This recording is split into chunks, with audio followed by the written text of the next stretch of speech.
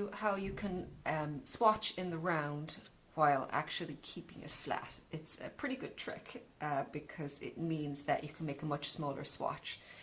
If your final piece is going to be knit in the round, ideally you do want your swatch to also effectively be in the round, because very often people's knit and purl rows can be quite different in terms of the gauge. So by actually doing it all as though it were the front of the work, it means that you're going to get a more accurate gauge.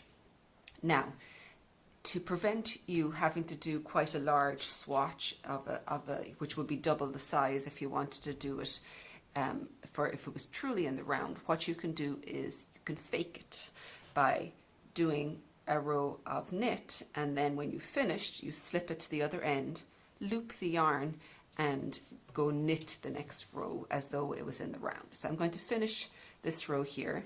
You can see I'm doing it on double pointed needles, but this works just fine on circular needles also.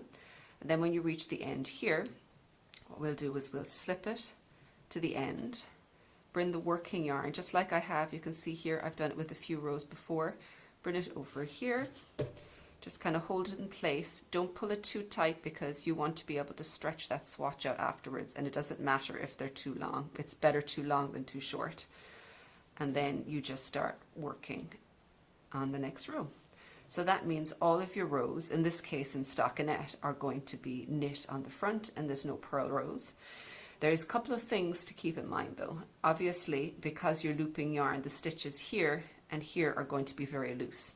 So make sure you've got several extra stitches on each end so that you don't ever include those in the actual gauge calculation. And the other one is keep your loops nice and loose behind so that when you block it, you can stretch it right out.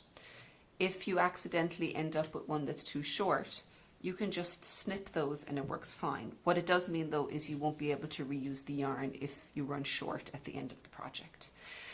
This technique is particularly useful if you're doing colour work, because of course you always want your colour work on the front of your work, because generally it's going to be worked in the round.